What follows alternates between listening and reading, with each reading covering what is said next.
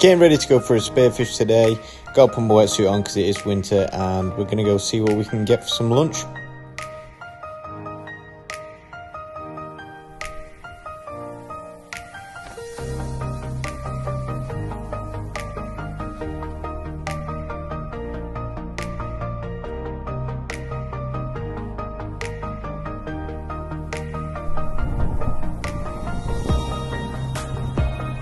Got on my gear and it is just a lovely day to get out there. The water is quite fresh, so it takes me a minute to get warmed up. Straight away, as soon as I hop in the water, I see a nice cuttlefish. So I take my time and line up my shot.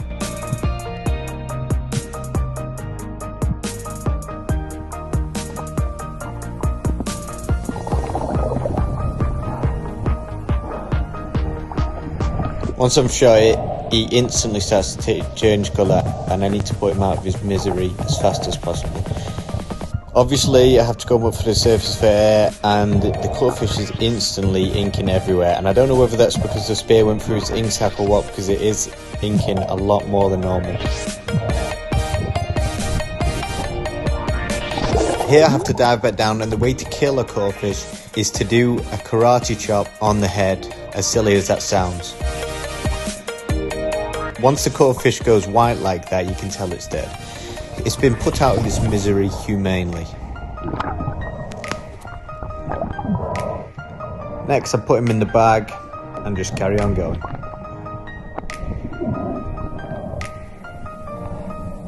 I'm always on the lookout for lobsters underneath rocks, but maybe it's the time of year, being winter, they might go a bit deeper, but I've never seen one around New South Wales, around the Wollongong area anyway.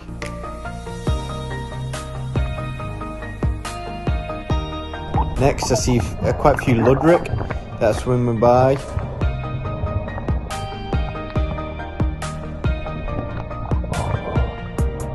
And above I do see a black drummer that swims behind a rock, so as I dive down, while it's behind the rock, I want to take it by surprise, so I do go quite fast here.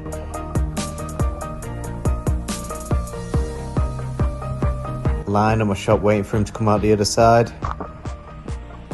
Shot it. It wasn't the best shot because I went more through its belly than I did a bit higher up, where it would have been a kill shot, stoned it. It was quite a powerful fish. I've only got an $80 spear, so it's not the most powerful one.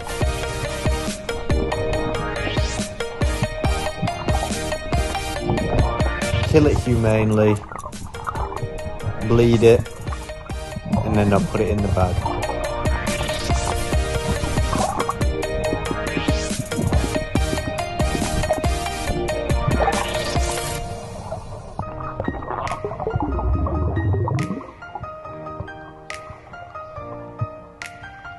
As I'm swimming along, I see quite a few bream, and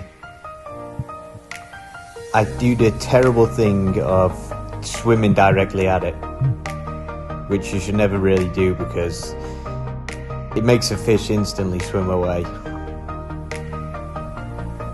Here I come across quite a nice group of fish, but it's morwong, grouper and kale, so I really didn't want to shoot any of them, especially the grouper. Grouper is protected in New South Wales. I'm not sure about the rest of Australia, but grouper is protected in New South Wales, so you can't actually shoot it. You can see that the water starts to get a bit choppy here, so I do notice it, so I do think about wrapping up soon.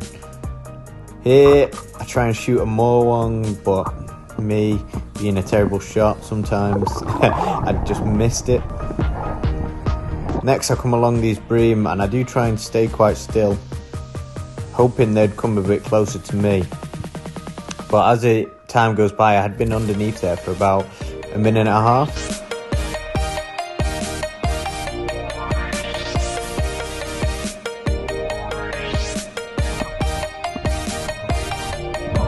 And as I'm swinging along, I see another group. So I'll go down, take my time, and sit on the bottom for a bit more. Here they are again, and I take my time, but again, I've just been down there for so long waiting for them to come in. I rushed my shot and I just missed, and it was terrible. By this point, weather's changed, it is a bit rougher, so I'll make my leave and get out the water.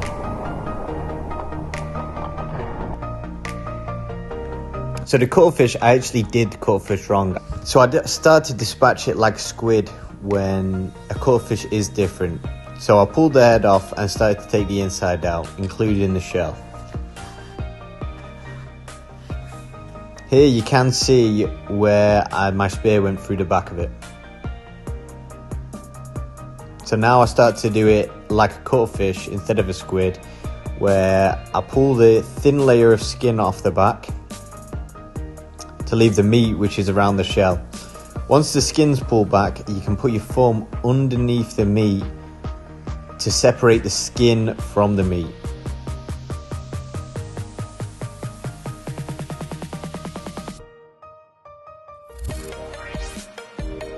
And this is quite easy. All you do is you get your thumb in and then nudge it along and nudge it along.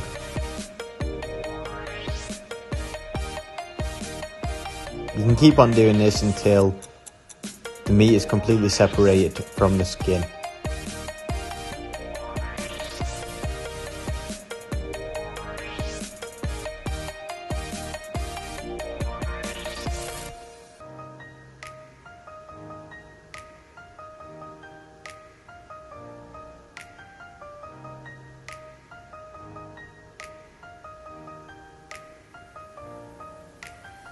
You can take a knife and just chop off any loose bits that you need. Here, all I do is chop off the tentacles beneath the eyes. I do see some people do it where you can keep the eyes, but I didn't this time. Here's the tentacles, and they're ready to throw in the pan later on when I get ready to cook. This is the black drummer, and inside its gills here was a parasite. It's not really a parasite, but what it does is it sneaks inside the gills and then severs the tongue to the black drummer, and then essentially just eats everything that the black drummer eats. But it must have only just got in because it was only in the gills and the tongue was still intact. Just do a measure check, and we are about 34 centimeters, which is a nice sized drummer and a lovely fish. The parasite does not affect the meat at all, and it's also good to eat.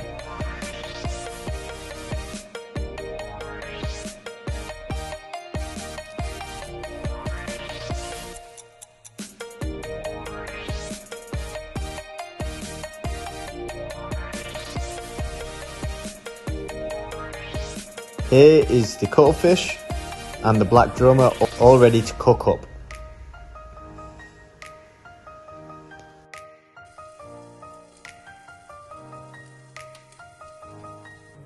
First I'm going to get my cuttlefish, and what I'm going to do is I'm going to score lines across the meat. This will help it cook in the pan.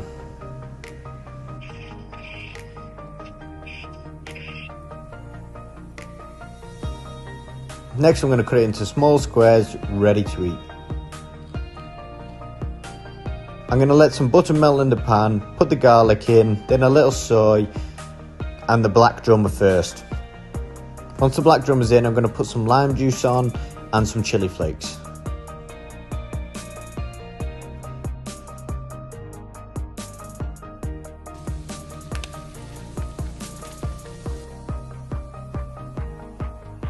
Then when the fish is almost completely cooked, I'm going to put the cuttlefish in, because the cuttlefish takes about 45 to a minute. That's all it takes. You don't need any longer than that. Once it's in, I fry it up with some more soy sauce and some more lime, and then also put a bit too much chili flakes on this time.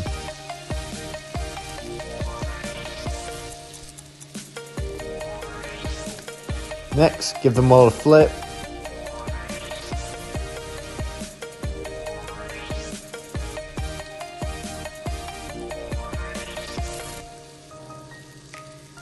Then once they're all cooked up, we're ready to plate up.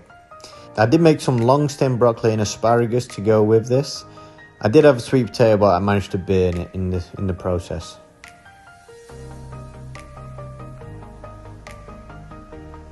This was such a nice meal. The lime and the chili and the soy complemented each other so good. Once it's done, I put all the soy that's in the pan on top, ready to eat. And then the cuttlefish is just so nice and tender. Thanks for watching.